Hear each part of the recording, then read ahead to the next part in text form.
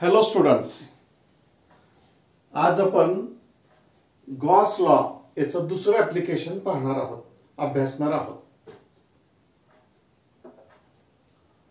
मागील पिरियडला आपण पहिलं ऍप्लिकेशन पाहिलेलं आहे.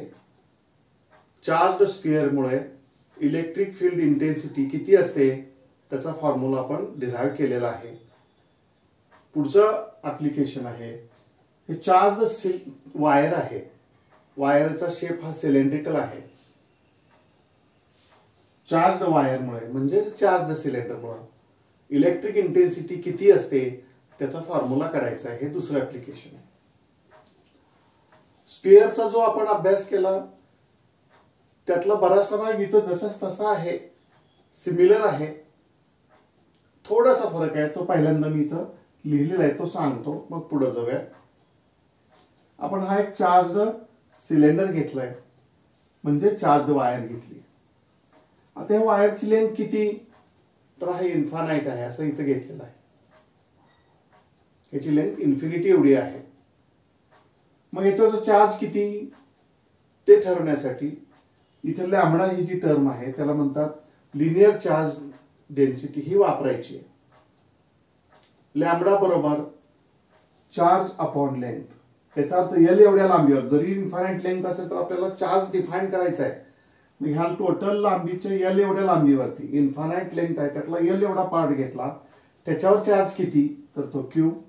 क्यू अपॉन एल म्हणजे charge per unit length, that is lambda, linear charge density. Unit लेंथवर किती चार्ज आहे हे डिफाइन केलंय. जस्ट इन्फिनिटी हा पार्ट येतो त्यावेळेस आपल्याला डिफाइन करताना युनिट लेंथवरचा विचार करायचा आहे. हे जे वायर आहे, हे जे सिलेंडर आहे, रेडियस कॅपिटल आर ने दाखवली. मग आपल्याला काय करायचं आहे, ह्या ज्या ऍक्सिस पासून स्मॉल आर एवढ्या अंतरावर या ठिकाणी हा पी पॉइंट आहे, या ठिकाणी इलेक्ट्रिक फील्ड किती ते आपल्याला काढायचे. कुणाचा वापर करायचा लक्षात घ्या परत, गॉस लॉचा. गॉस लॉ हा क्लोज्ड सरफेसला अप्लाय करता येतो. स्फिअरच्या डेरिव्हेशन मध्ये आपण एका स्फिअरला कव्हर करणारा दुसरा स्फिअर काढला, तसं इथं एका सिलेंडरला कव्हर करणारा दुसरा सिलेंडर काढावा लागेल. पण त्याची लेंथ आपण फायनाइट घेऊया. आपल्याला डिफाइन करा, चार्ज डिफाइन करायचं, त्यासाठी आपण असं म्हणूयात हा एक एल एवढ्या लांबीचा सिलेंडर आहे.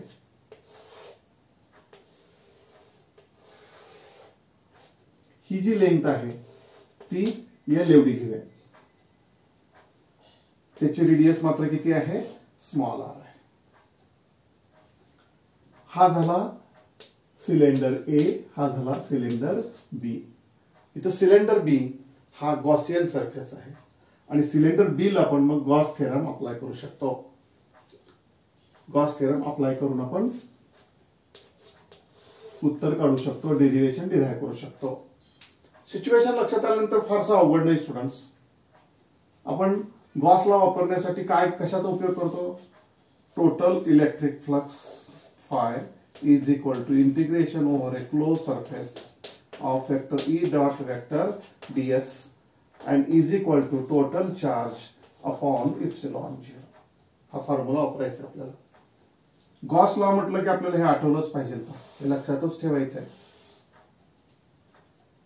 पण आपण टोटल फ्लक्सच्या ऐवजी सुरुवातीला ds एरिया घेतो, त्याचा फ्लक्स काढतो आणि मग इंटिग्रेशन करतो. म्हणून पी ह्या पॉइंटच्या भोवताली हा छोटासा एरिया विचारात घेऊया, त्याला म्हणूयात area ds.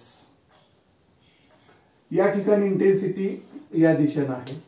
This is the electric field intensity, सरफेसला परपेंडिक्युलर आहे.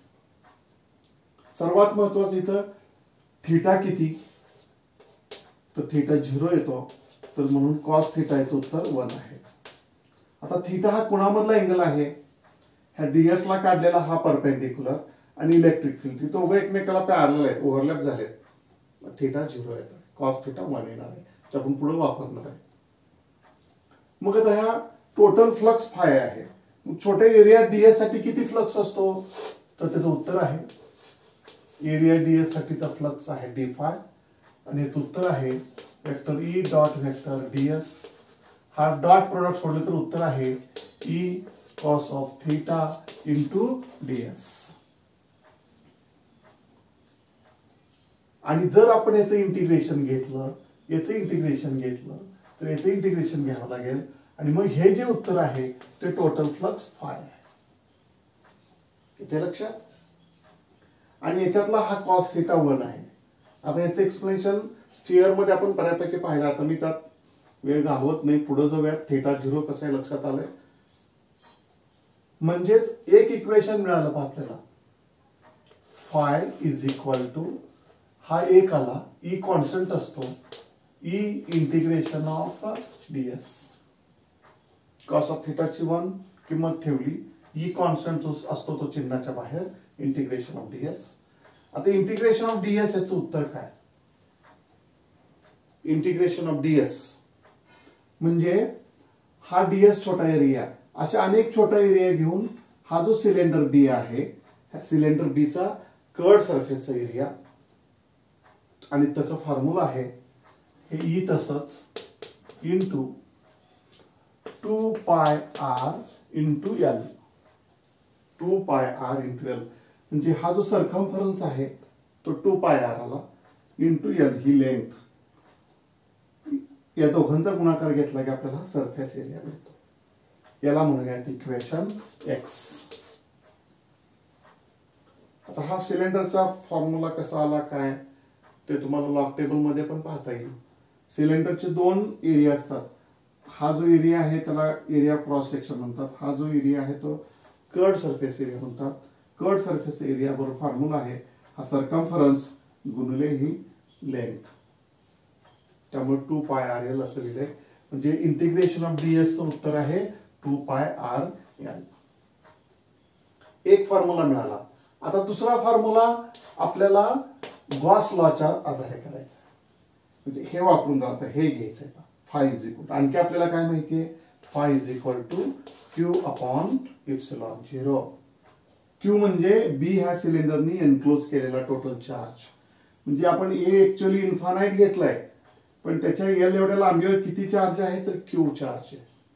म्हणजे हाच फॉर्म्युला जर रिअरेंज केला तर क्यू इज इक्वल टू काय उत्तर येत आहे लॅम्बडा एल. बी ह्या सिलेंडरनी एनक्लोज केलेला चार्ज, बी ची लेंथ जेवढी तेवढ्याच ए च्या लेंथवर जेवढा चार्ज आहे तेवढा चार्ज एनक्लोज केलाय आणि त्याच्या अनुषंगानं क्यूच उत्तर येते लॅम्बडा एल. आणि म्हणून उत्तर आहे लॅम्बडा एल अपॉन इप्सिलॉन 0. याला म्हणूयात इक्वेशन वाय. याचं एक्सप्लेनेशन हे कसं आलं आणखी दुसऱ्या भाषेत सांगता येईल. युनिट लेंथवर किती चार्ज आहे लॅम्बडा. मग एल एवढ्या लेंथवर किती तर एल इंटू लॅम्बडा. एका पेनची किंमत 5 रुपये असेल तर त्यावरून किती पेनची किंमत काढता येते. एक्स पेनची किंमत तर 5x. तसं युनिट लेंथवरचा चार्ज लॅम्बडा आहे. मग एल एवढ्या लेंथवरचा किती तर लॅम्बडा इंटू एल. ह्या अनुषंगाने ते आलेलं आहे. 2 इक्वेशन्स मिळालेत पहा. 2 इक्वेशन मिळालं की लक्षात ठेवायचे त्याला आपल्याला त्याच्या डाव्या बाजू सारख्या आहेत म्हणजे उजव्या सारख्या असल्या पाहिजेत इक्वेट करायचे आहेत. म्हणजे इक्वेशन एक्स आणि वाय याचा जर विचार केला तर आपल्याला एक्स ही बाजू E into 2 pi r l is equal to ह्या इक्वेशनची ही बाजू लॅम्बडा एल अपॉन इप्सिलॉन 0 असे येईल. यातला एल आणि हा एल कॅन्सल होईल म्हणून ई इज इक्वल टू बघा आपल्याला ईचाच फॉर्म्युला काढायचा आहे ना. मग ई इज इक्वल टू आलं लॅम्बडा न्यूमरेटरला फक्त लॅम्बडा शिल्लक राहायचं 2 पाय हे 2 pi epsilon 0 into R. R म्हणजे ज्या अंतरावर आपण हा पॉइंट घेतलाय ते अंतर म्हणजेच दुसऱ्या सिलेंडरचे रेडियस. स्टुडंट इथं लक्षात ठेवा हा lambda charge per unit length आहे बरं का. This is the not total charge. आपण स्फिअरच्या फॉर्म्युल्यात क्यू म्हणजे टोटल चार्ज घेतला. इथं हा सिलेंडर इन्फायनाइट लेंथ असल्यामुळं युनिट लेंथचा चार्ज घेतलेला आहे तो लॅम्बडाने दाखवलेला आहे. काय फॉर्म्युला बघा E is equal to lambda upon 2 pi epsilon 0 R. Students एकदा का आपण स्फिअरचा काल मागच्या पिरियडला अभ्यास केलाय ते लक्षात आलं असेल तर हे लक्षात घ्यायला तुम्हाला फारशी अडचण येणार नाहीये. मागच्या डेरिव्हेशनला पण आपण असं लक्षात ठेवलं होतं की आपल्याला इथं 2 इक्वेशन्स तयार करायचे आहेत. त्याच्या डाव्या बाजू सारख्या आहेत म्हणजे उजव्या बाजू सारख्या असल्या पाहिजेत आणि त्याच्या अनुषंगाने उत्तरापर्यंत पोहोचायचं आहे. त्यासाठी हे बेसिक इक्वेशन आहे Gauss law. net electric flux due to net electric field phi is equal to integration over the closed surface of vector E dot vector ds is equal to q upon epsilon 0. Here q is the total charge enclosed by the closed surface. Students हे आपण derivation derive केलंय, तरी परत एकदा मी in brief repeat करतो. बघा diagram पाहत ऐका. Consider a uniformly charged wire of infinite length having constant linear charge density lambda. It is kept in a medium of permittivity epsilon is equal to epsilon 0 k. Let P be a point at a distance r. P be point at a distance r from the axis of the charged wire. To find the electric field intensity at point P, imagine a coaxial Gaussian cylinder of length L and radius R passing to the point P. B हे coaxial आहे, याचा अर्थ B आणि A या दोघांचं axis same आहे, coaxial. जसं आपण स्पियर मध्ये कॉन्सेंट्रिक स्पियर म्हटलं तसं इथं काय कोएक्सियल सिलेंडर आहे. Let ds be the small area around the point P on the Gaussian surface. Due to symmetry, the magnitude of electric field will be the same at all points on the curved surface of the cylinder and directed radially outwards. E ची दिशा outward आहे, perpendicular आहे. d phi is equal to flux d phi is equal to आपण इथे लिहिलंय flux d phi is equal to E cos theta ds. इथं theta 0 आहे, cos theta उत्तर 1 आणि म्हणून phi is equal to E integration of ds. E constant आहे म्हणून इंटिग्रेशन चिन्हाच्या बाहेर, पण इंटिग्रेशन ऑफ ds उत्तर आहे 2 पाय rl आणि मग त्याची व्हॅल्यू ठेवल्यावर आपल्याला इक्वेशन x मिळालं. Also by Gauss law, Gauss's theorem, the total electric flux to the Gaussian surface याचा विचार केला सिलेंडर बीचा, तर त्याला अप्लाय केल्यानंतर म्हणजे गॉस लॉ हा क्लोज सरफेसला अप्लाय करायचा की त्यांनी चार्जेस एनक्लोज केले. दुसरी इक्वेशन हे गॉस लॉच्या आधारे, गॉसस थेरमच्या आधारे आलेला आहे. आणि phi is equal to q upon epsilon 0 हे इक्वेशन रिअरेंज केल्यावर क्यू इज इक्वल टू येथे लॅम्बडा एल ची व्हॅल्यू ठेवली, तो इक्वेशन रिअरेंज केले आणि फायनल आन्सर आहे E is equal to lambda upon 2 pi epsilon 0 R. Lambda म्हणल्यानंतर बराच वेळ आपल्याला ते वेव्हलेंथ हा आपण वापरतो लाईट मध्ये ते आठवलं आणि ते लक्षात घ्या. Lambda charge per unit length आहे. This is the charge on unit length, unit length वर असणारा तो चार्ज आहे. स्टुडंट जसं आपण स्पियरचा अभ्यास करताना हा फॉर्म्युला आपण सिग्माच्या भाषेत कन्व्हर्ट केला होता, तसं आपल्याला हा सुद्धा आता सिग्माच्या भाषेत कन्व्हर्ट करायचा. कसं ते बघूयात.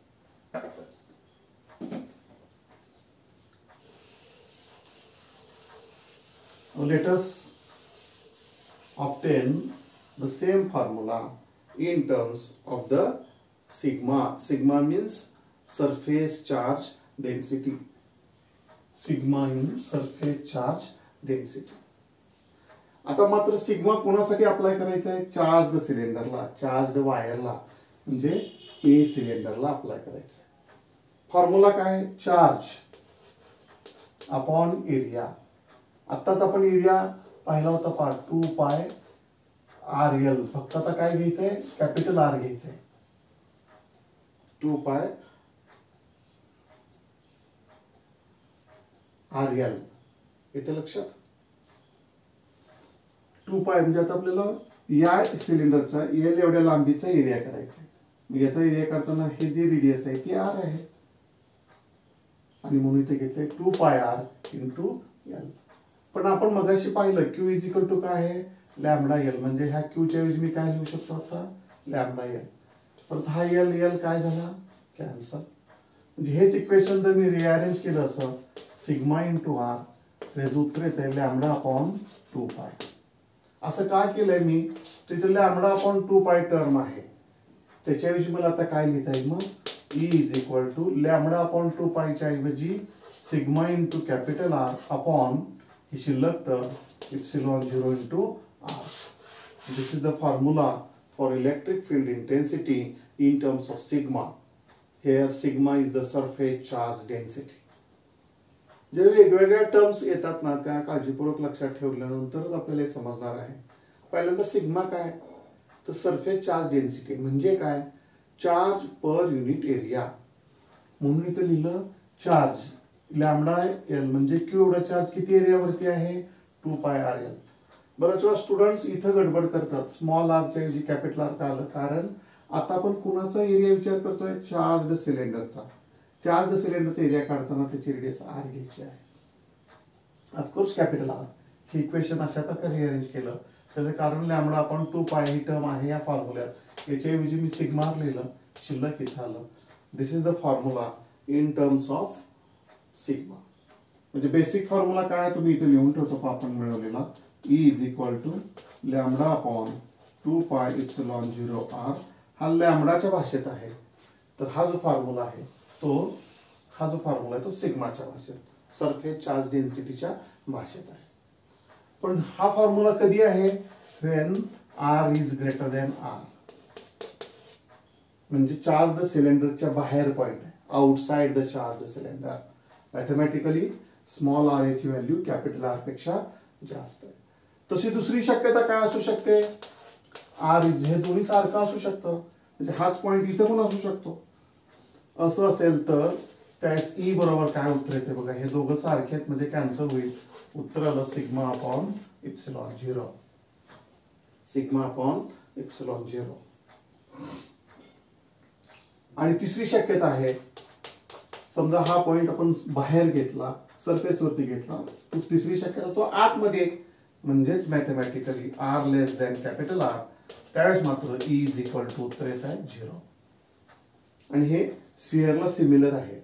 चार्ज स्फिअरच्या आतमध्ये इंटेन्सिटी 0 आली होती, इथे चार्ज सिलेंडरच्या आतमध्ये इंटेन्सिटी 0 आहे.